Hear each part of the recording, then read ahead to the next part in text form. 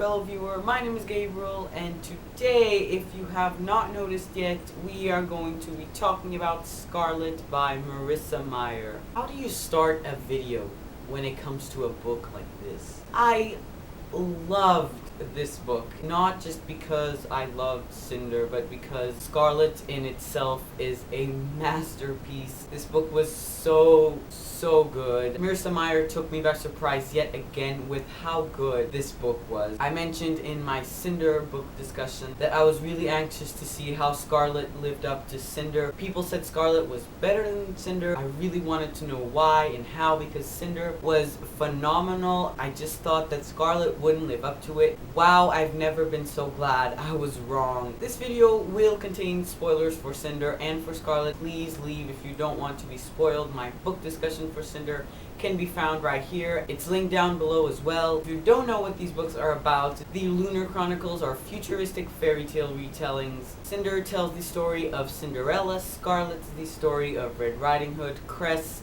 Rapunzel, the last one, Winter, retells Snow White. If you haven't read it, please leave. Wow. Wow. I was expecting to like Scarlet. I was not expecting to love it. I took some notes for the very first time. I have so many things to say, so many opinions to share. Let's get started. The first thing I want to talk about is Aiko. I loved what became of Aiko in this one. Him becoming the auto control system of a ship is just so original. It was the first time that I felt genuinely worried for a robot, because usually I don't like robots, but Aiko is just something else. I love him as a character. He just adds so much humor to the story. And I love that he became essentially a ship. Scarlet Benoit as a character, I really liked Scarlet. I have to say that all the while I was reading the book, I kept comparing Scarlet and Cinder. By the time I got to just over half, I decided to stop, because honestly, that's not what the book is about. Cinder and Scarlet are different characters. General things I want to point out, Marissa Meyer merged these two stories so beautifully, so cleverly. I liked nearly all the characters in this book, and I will get deeper into these aspects as the video continues. Before I went in this book, I obviously was aware this was a retelling of Red Riding Hood. Going into it, I knew that the wolf betrayed Little Red Riding Hood. It's a classic, everyone knows that. And I was expecting this to happen, and I know exactly what you're thinking. I am going to talk a little bit about that later in the video. I want to talk about Wolf as a hybrid werewolf thing. When Scarlet is witnessing his fight with that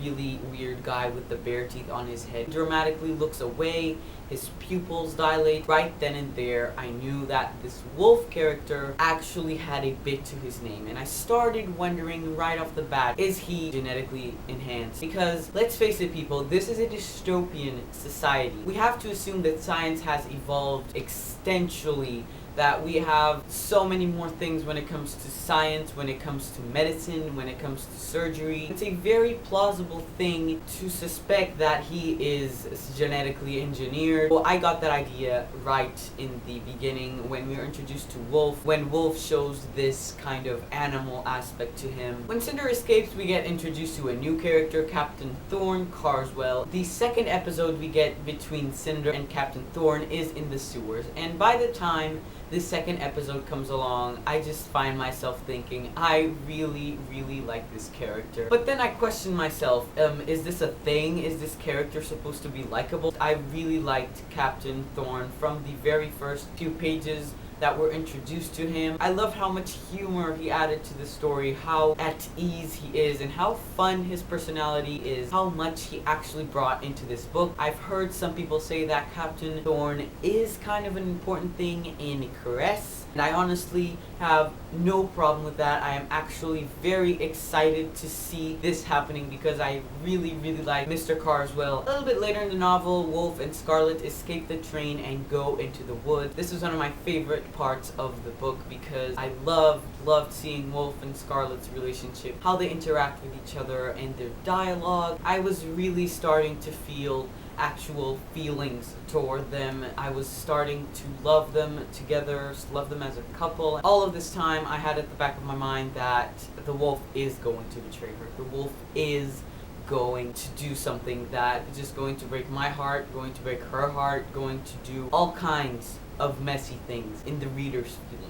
I'm pretty sure it's in this part, when she's in the woods, he admits that he's actually in the Order of the Pack, that he took part in her grandmother's kidnapping, and I thought that was the betrayal. That was the thing that was supposed to make us not like him. If that wasn't enough, I feel like there has to be something else. If that's the betrayal, well then fine, I'm okay with it not being too much of an emotional shock, but I feel like that's not enough. But I also wasn't expecting what happened. I had absolutely no clue, no idea. This surprised me so much that he was a lunar spy. He was on a secret mission to recover Princess Celine. Like, what in the F? Like, this just adds to the amazing creativity that I think Marissa Meyer has. Cinder blew me away because of that aspect, and Scarlet just deepened that admiration that I have for this author for being so creative and original. Also, while they were in the woods, Wolf smiled and he showed his canines, and that's when I knew it. He's actually some kind of hybrid. Okay, at least his fangs are enhanced. Let's see what happens. I had this thing in my head where yes, he was genetically engineered, and I like it when I'm right, okay? Everyone likes it when they're right. I have to admit it.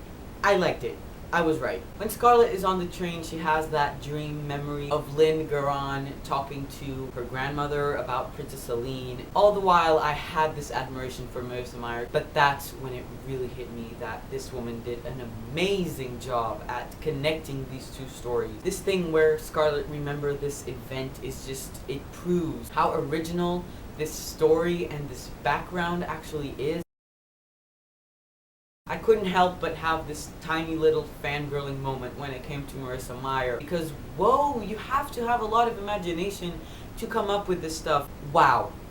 Wow. My hat goes off to this woman. I also love how much backstory we got on Cinder in this novel. All through the first book, we get some snippets of Cinder's childhood, of her background, that she crash landed on our planet, that she was taken care of and then handed off to Mr. Lin. That's all we get. In this one, we go so much deeper into that, and we actually meet the person who took care of her. Even though the rest of the books are centered on different characters, Cinder is our main character. Again, Marissa Meyer just introduced these new characters and explored our previous ones just so beautifully. So we actually get to the part where Scarlet gets to the opera house, and I'm just, what the heck is going on? the part when Wolf is talking to the Thaumaturge, is that how you say it? The thaumaturge. I couldn't believe my eyes, and the thing is, I was expecting his betrayal, but nothing compared to this. When Scarlet was being carried away, I couldn't believe what I was reading. I was just completely in shock. Yeah.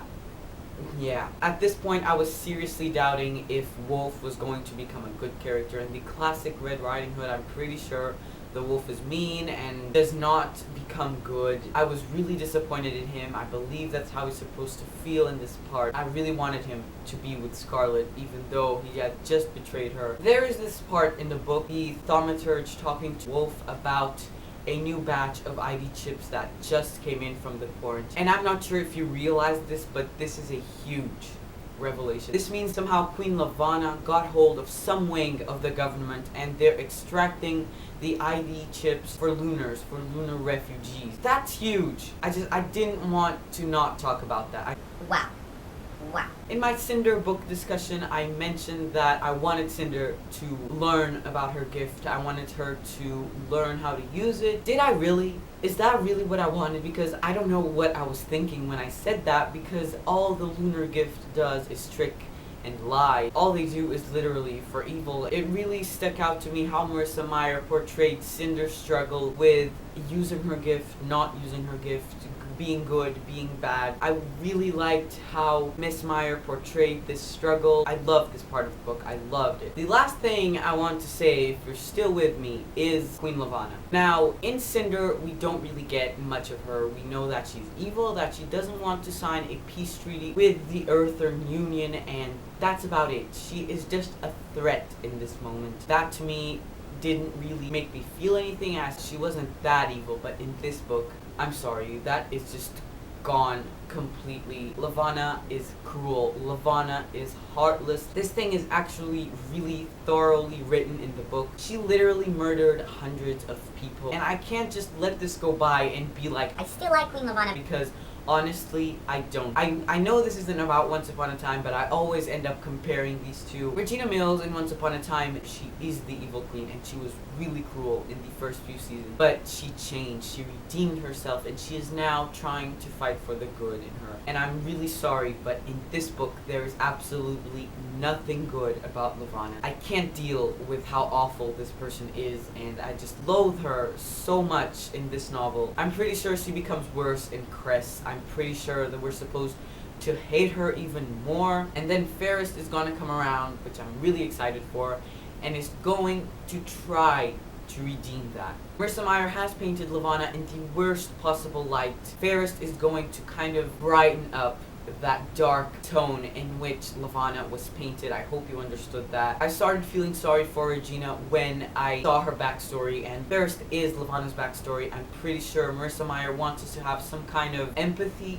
towards Levana. We'll see if that works. We'll see if in Cress she's worse. I'm pretty sure Marissa Meyer has this plan where we feel sorry for Levana in Ferris, and in Winter something big happens. Levana redeems herself. Levana apologizes. Honestly, that's what I want to happen. I want Levana to go to the very extreme of cruel to make the book interesting, but in the very end she either dies or redeems herself, realizes that what she's done is awful. When it comes to Cress, I have really high expectations because people say this one is better than this one. How? How can you get better than Scarlet? But I also thought, how could you get better than Cinder? And here is the proof. I can't wait to get started on Cress, which is exactly what I'll be doing when I finish filming this video. Predictions for Cress. First of all, this book is huge. I'm loving this. I am so excited. I thought that in Scarlet, Cinder would head over to Africa and learn about her gift. Turns out that probably in Cress this is going to happen. I don't know why I had this idea Cress was going to take place in space, because according to Christine's Cinder BookChat, Cress is the hacker that got in contact in Cinder. You know, that decomp chip? Yeah, that gal. I'm excited for Cinder to go learn more about her gift, to use it on Wolf, to learn more about it with Dr. Erland, while still getting introduced to new characters, being even more awed by how Marissa Meyer joins these books together. I am honestly in love with this series. Cress, I believe, is going to be fantastic. I can't wait, okay guys, I can't wait. Also, I forgot to mention that Kai is engaged to Levana. Like, What? I really want to see what happens in that front. I want to see what Kai does, what Cinder does, what Scarlet does, what everyone does to prevent that from happening. And also, if it does happen, I don't want Kai to die. I want Kai to know that Cinder isn't the evil person he thinks she is. I'm also really looking forward to Kai and Cinder's reunion. I'm not sure if it happens in this one. It's bound to happen in some book. Might as well be as soon as possible. That was my book discussion for Scarlet. Thank you for actually sticking with me until the end of the video if you're still here. I love this book. I will love Scarlet. I cannot wait for Ferris. Winter is still a few months away, which I'm glad because I don't want the series to end. What did you think of Scarlet? If you are still with me, you probably know that I loved it. I would love to know your opinion. Did you agree with me? Did you disagree with me? Just share your opinion on this book because I want to discuss it with someone and I'm hoping it's you. Thank you so much for watching. Stay tuned for my next videos. Keep your day a bookish one. Goodbye! The only part that I laughed out loud in this book was because of Aiko. When Cinder announces that she is in fact Princess Celine, and a bit later Aiko goes, "I don't compute." I just literally started laughing in that part. I love how in this book a robot has sense of humor. It's amazing. I just loved it so much. Oh, it was so good. Look at these gorgeous hardcovers. Oh my god, they're so beautiful. Cinder's hardback is fairly different from these two. The texture is different, and we have a symbol engraved on the hardcover, which you probably can't make out. I myself didn't even notice it at first. It's kind of like the Hunger Games and Catching Fire. Cinder was such a big hit that they decided to go with a larger budget for these two dust jackets. Scarlet's cover, my god, look at this. I'm not a big fan of Cinder cover or Scarlet because I don't see what's the point of Scarlet's cover. It's way too simple, but Cress It's gorgeous. Duh.